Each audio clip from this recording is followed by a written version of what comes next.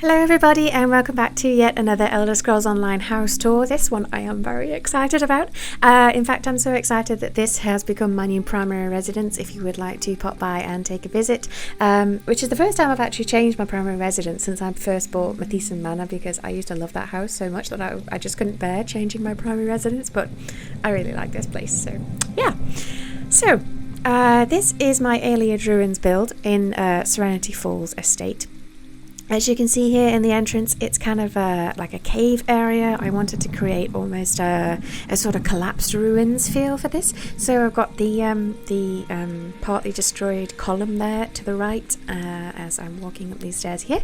And the first room I have, and thank God they added these intractable gates is all I can say because I am in love with them, is this library here.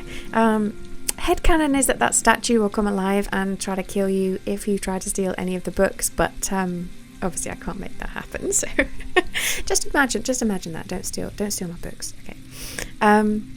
Yeah, I wanted this to feel kind of cold and sort of set the stage for the rest of the build, since it's the first room that you'll probably be drawn to, since it's sort of right in your eye line as you enter the property. Of course, very Ayleid, very elven, lots of white stone, all of that good stuff.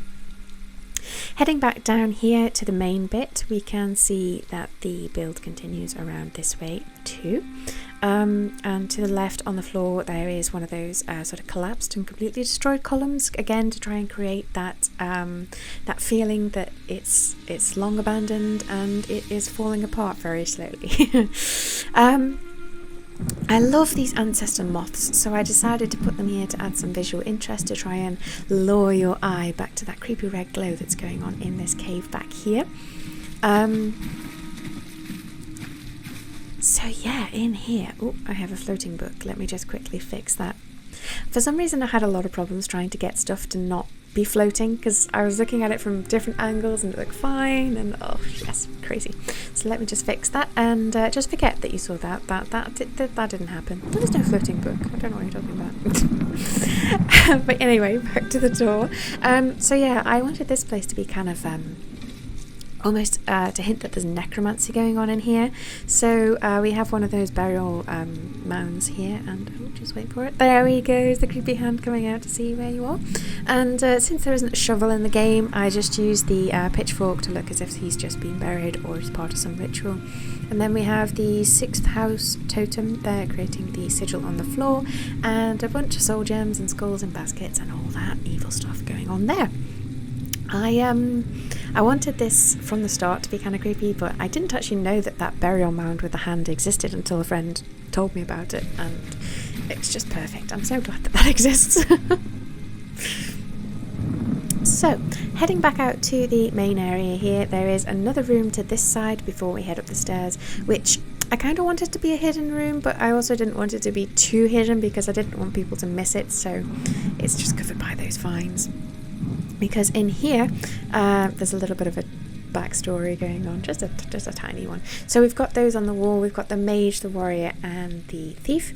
And over there in the corner, we have a very unfortunate adventurer who has been crushed by falling ceiling rocks. Wrong place, wrong time, buddy. So there his backpack's there on the floor too. And in my head, the story is that he was coming here to try and steal that crystal up there, and he was just extremely unfortunate, and the ceiling took its revenge.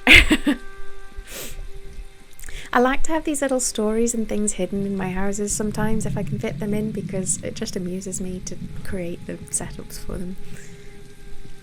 So heading up these stairs, we have another set of these gorgeous elsewhere gates, which are turned upside down to get the square bottom to match the square ceiling, which was a suggestion of my friend, which is very much appreciated. And we head into this corridor here with all these gorgeous glowing magical plants, and it leads you to a very nice view of the waterfall.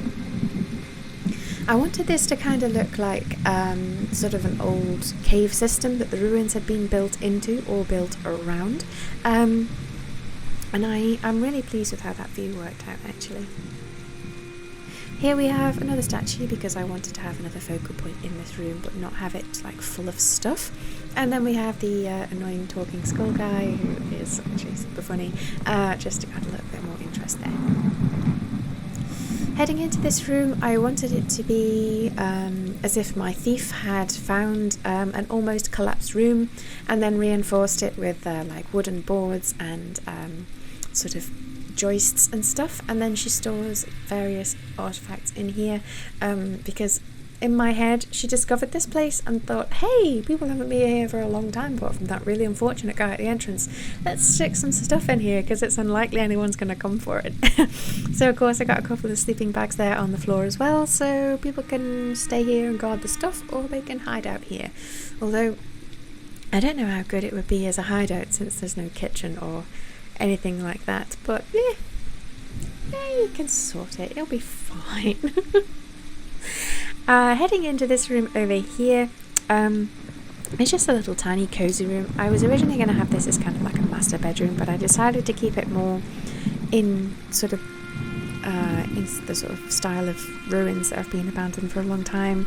So I decided to have it very overgrown fountain, and then although there are these Alana sconces on the walls, I wanted the main light to be from this crystal here, so I'll just show you what it looks like when these are also lit.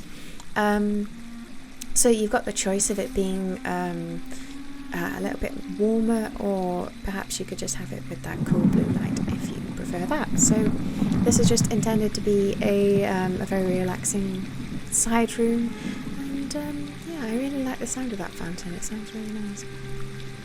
But yeah, you may have been wondering what happens if I accidentally or intentionally jump over this bit here and I get stuck in the cave down below. Well, let me take a running jump and I'll show you.